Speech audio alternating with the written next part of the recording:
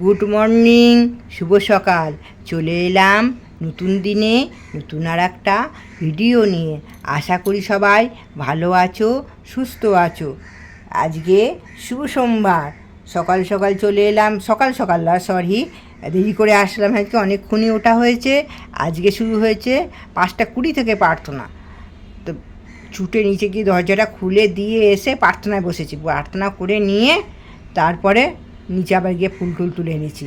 তুলে এনে এই পুজো হয়ে গেল। দেখলাম পুজোটা আগে করে নিই, না তো কালকে অনেক বেলা হয়ে গেছিলো বন্ধুরা। বেলা হয়ে গেলে পুজো করতে ভালো লাগে না। যে সকাল সকাল পুজোর সকালও নেই, বোধহয় 10টা বোধহয় বেজে গেছে। ঠিক আছে, আজকে আমি তোমাদের সামনে 16 সোমবারের ব্রত কথাটা বলছি, শোনো। যার ভাল লাগবে সে করতে পারো, ইচ্ছা অবশ্যই পূর্ণ হবে। একবার ভোলা মহেশ্বর আর মা পার্বতী মৃত্যুলোকে বেড়াতে আসলেন। সেখানকার রাজা তাদের জন্য সুন্দর একটি প্রাসাদ নির্মাণ করেছিলেন। মা পার্বতীর আর ভোলা মহেশ্বরের সেখানে কিছুদিন থাকার ইচ্ছা হলো। তারা থাকতে লাগলো। একদিন মা পার্বতীর ইচ্ছা হলো পাশা খেলার। সেই ইচ্ছা সে মহেশ্বরকে জানালো। মহেশ্বরও সঙ্গে সঙ্গে রাজি হয়ে গেল। তারা পাশা খেলায় বসতে যাবে। সেখানে উপস্থিত হলো সেই প্রাসাদের মন্দিরের এক পুরোহিত। মা পার্বতী তাকে জিজ্ঞাসা করলেন, বলুন তো, এই পাশা খেলায় কে জিতবে?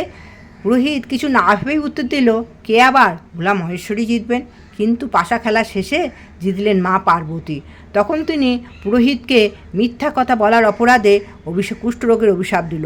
পুরোহিত রোগগ্রস্ত হলো। তখন মা পার্বতী ও ভোলা মহেশ্বর সেখান থেকে চলে যায় এবং তার চলে যাওয়ার কিছুদিন পরে সেখানে আবার সেই মন্দিরে বেড়াতে আসে কিছু অপ্সররা। তারা পুরোহিতের এই রোগের কারণ জানতে চাইল। পুরোহিত তখন মা পার্বতীর অভিশাপের কথা বলল।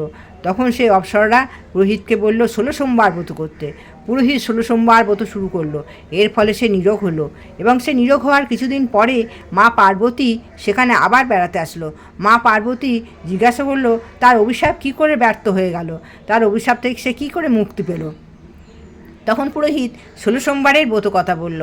সে 16 সোমবার ব্রতর ফলে সে নিরোগ হয়েছে। মা পার্বতী তখন তার পুত্র কার্তিক তার থেকে অভিমান করে দূরে সরেছিল। তাকে কাছে পাবার আশায় মা পার্বতী 16 সোমবার ব্রত শুরু করলো এবং সে 16 সোমবার ব্রতর ফলে কার্তিক তার কাছে ফিরে আসলো এবং ফিরে এসে মা পার্বতীর কাছে জিজ্ঞাসা করলো, কী করে এটা সম্ভব হলো। তখন মা পার্বতী 16 সোমবারের ব্রত কথা বলল। কার্তিক তার একটা ব্রাহ্মণ বন্ধু তার থেকে দূরে সরেছিল, তাকে কাছে পাবার আশায় 16 সোমবার ব্রত শুরু করলো এবং সেই ব্রাহ্মণ বন্ধু তার কাছে ফিরে আসলো এবং সেই ব্রাহ্মণ বন্ধু কার্তিকের কাছে ফিরে এসে জানতে চাইলো কী করে এটা সম্ভব হলো। কার্তিক তখন 16 সোমবারের ব্রত কথা বলল। সেই ব্রাহ্মণ বন্ধু বিয়ে করার ইচ্ছা নিয়ে 16 সোমবার ব্রত শুরু করলো এবং এর ফলে সে একদিন একটি রাজসভায় উপস্থিত হলে সেই রাজসভার নিয়ম হলো, হাতি যার গলায় মালা দেবে রাজকন্যা তাকেই বিয়ে করবে। হাতি যথারীতি সেই ব্রাহ্মণ পুত্রের গলায় মালা দিল এবং ব্রাহ্মণ পুত্রের সঙ্গে রাজকন্যার বিয়ে হয়ে গেল এবং অনেক সে জমি, তারপরে ব্রাহ্মণ কন্যা, রাজকন্যা আর অনেক জমি জায়গা সেই ব্রাহ্মণ পুত্র পেল। পাওয়ার পরে সেই বাসর ঘরে ব্রাহ্মণ পত্নী জিজ্ঞাসা করলো যে সেইখানে তো অনেক রাজা, অনেক মন্ত্রী সবাই উপস্থিত ছিল, হাতি কেন তার গলায় মালা দিল? এর কারণ জানতে চাইল। তখন ব্রাহ্মণ পুত্র 16 সোমবারের ব্রত কথা বলল। সেই ব্রাহ্মণ পত্নী তখন সুন্দর পুত্র লাভের আশায় 16 সোমবার ব্রত পড়ল এবং সে একটি সুন্দর পুত্র লাভ করলো। এইভাবে একজনের থেকে আর একজনের মুখে চারিদিকে 16 সোমবার ব্রত প্রচার হলো। ওং নমঃ শিবায়, ওং নমঃ শিবায়, ওং নমঃ শিবায়। পরম প্রেময় শ্রী শ্রী ঠাকুরের রাতুর রাঙা চরণে জানাই আমার কোটি কোটি প্রণাম। পরমারাধ্যা জগৎ জননীর চরণে জানাই আমার কোটি কোটি প্রণাম। পরম পূজ্যপাদ বরদার চরণে জানাই আমার কোটি কোটি প্রণাম। পরম পূজ্যপাদ আচার্য দেবের চরণে জানাই আমার কোটি কোটি প্রণাম। আজকের দিনটি হচ্ছে ঠাকুরের তিথি অনুসারে জন্মদিন, তাল নবমী। কিন্তু ঠাকুর জন্মেছিলেন 30শে ভাদ্র সকাল 7:10 পাবনা জেলায় বাংলাদেশে তিনি জন্মগ্রহণ করেছিলেন। শ্রী শ্রী ঠাকুরের 138তম শুভ আবির্ভাব তিথি আজকে। আমাদের দিনটি আজকে খুবই আনন্দের। সারাটা দিন আমরা সৎসঙ্গীরা খুব আনন্দের সঙ্গে আজকে কাটাবো। কেউ কেউ হয়তো ঠাকুরেরকে তাল নবমীতে তালের নানান রকম পদ রান্না করে দেবেন। আমারও ইচ্ছা আছে, জানি না কতটা কী করতে পারবো। আমরা সবাই যেন ইষ্টমুখী হয়ে চলতে পারি, সবাই যেন আমরা ঠাকুরকে শুধু খুশি করতে পারি, ঠাকুরকে খুশি করার মতন যেন আমরা সেইভাবেই চলতে পারি, সেইভাবেই এগুতে পারি। এটাই আজকে ঠাকুরের শ্রীচরণে আমার প্রার্থনা। শুভ তালনবমী তিথি। জয় গুরু। শুভ সন্ধ্যা। জয় গুরু। চলে আসলাম আজকের ইষ্টকথায়। মাঝখানে আর আসা হয়নি, একবার ইষ্টকথা তাতেই সেরে নিই, তারপরে পরে অন্য কথা বলবো। পরম প্রেম শ্রী ঠাকুরের রাতুল রাঙা চরণে জানাই আমার কোটি কোটি প্রণাম। পরম আরাধ্যা জগৎ জননীর চরণে জানাই আমার কোটি কোটি প্রণাম। পরম পূজ্যপাদ বরদার চরণে জানাই আমার কোটি কোটি প্রণাম। পরম পূজ্যপাদ আচার্য দেবের চরণে জানাই আমার কোটি কোটি প্রণাম। ঠাকুর পরিবারের প্রতি প্রত্যেকের চরণে জানাই আমার কোটি কোটি প্রণাম। এখানে উপস্থিত সকল দাদা ও মায়েদের জানাই আমার আনন্দিত জয়গুরু।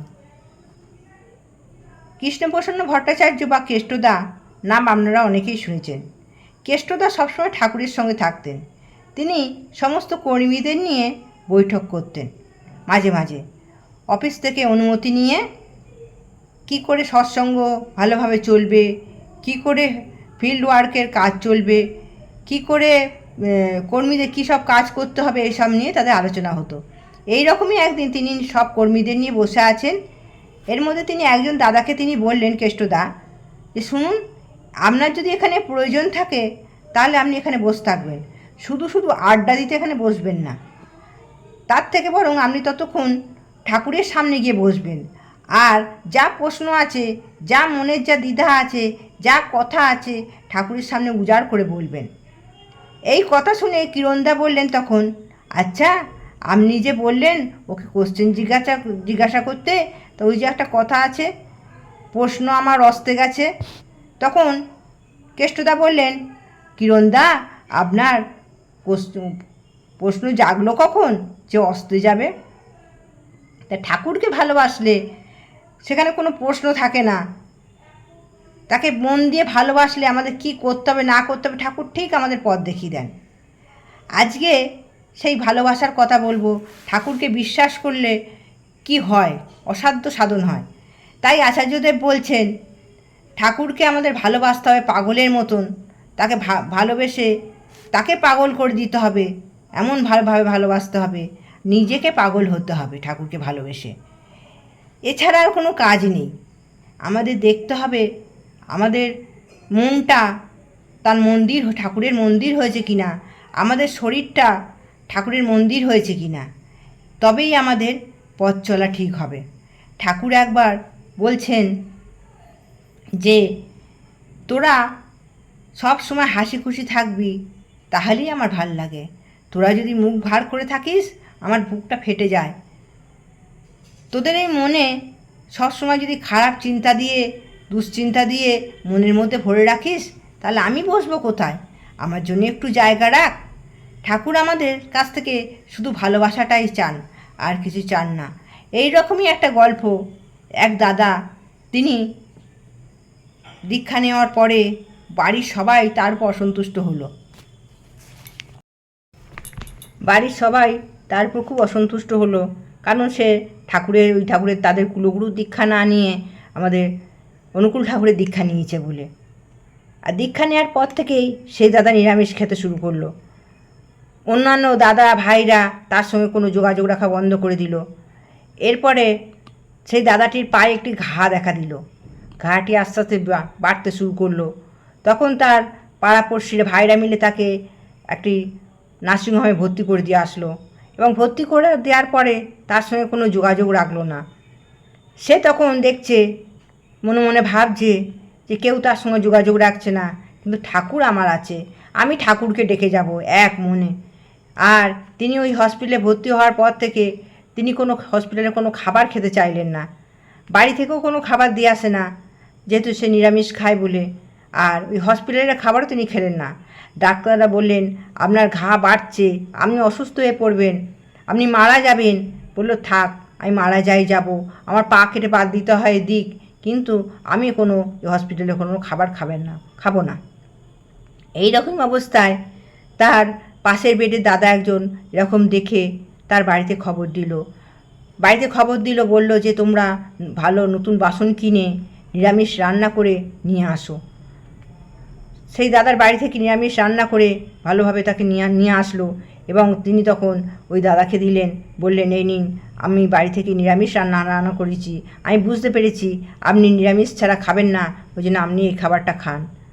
তারপর থেকে ওই দাদার কাছে খাবার খেতে লাগলো। আর দাদার পায়ে ব্যথা আর পায়ে ঘা কিছুতেই কমছে না। তখন ডাক্তাররা বলছে পা কেটে বাদ দিতে হবে।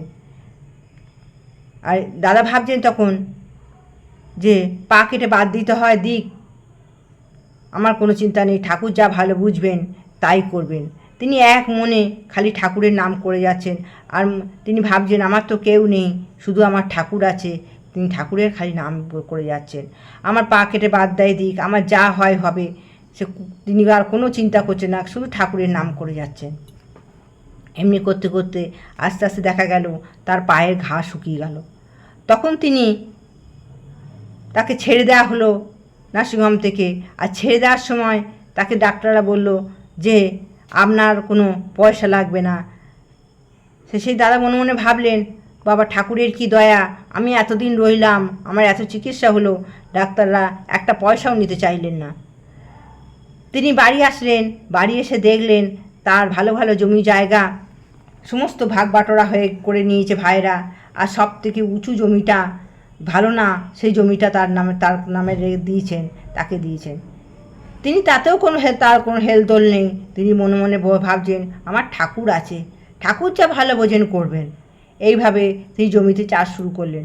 এবার দেখা গেল সেই জমিতে যখন চাষ হলো, ফসল হলো, অন্য অন্য ভাইদের যা হয়েছে তার থেকে অনেক বেশি ভালো ফসল হয়েছে, প্রচুর ফসল হয়েছে। তখন তিনি সেই ফসল তিনি ঘরে তুললেন। এই হচ্ছে ঠাকুরের অসীম কৃপা, তাকে ভরসা করলে অসাধ্য সাধন হয়। এই রকমই আর একটা বাচ্চা ছেলে, তিনি দেওঘর মন্দিরে ছিল, খেলতে খেলতে হঠাৎ ছেলেটি পড়ে যায় এবং অসুস্থ হয়ে পড়ে।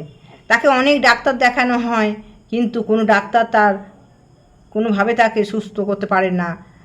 তখন তাকে নিয়ে যাওয়া হয় ঠাকুরের বড়দার কাছে। বড়দা তখন বললেন যে এই রোগের আমি তো ওষুধ বুঝতে পারছি না। বড়দা অনেক মানুষকে রোগের ওষুধ দিতেন, কিন্তু বললেন আমি এই রোগের ওষুধ বুঝতে পারছি না। পাশের একজন ভাইকে বললেন দেখ তো নেট খুলে এর কী ওষুধ হতে পারে।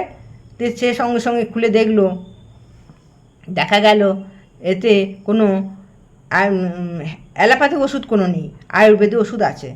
তখন তিনি বড়দা কলকাতায় খবর নিয়ে কোথায় ভালো আয়ুর্বেদিক ওষুধ পাওয়া যায় সেই ব্যবস্থা করে দিলেন এবং ছেলেটিকে চিকিৎসার ব্যবস্থা করে দিলেন।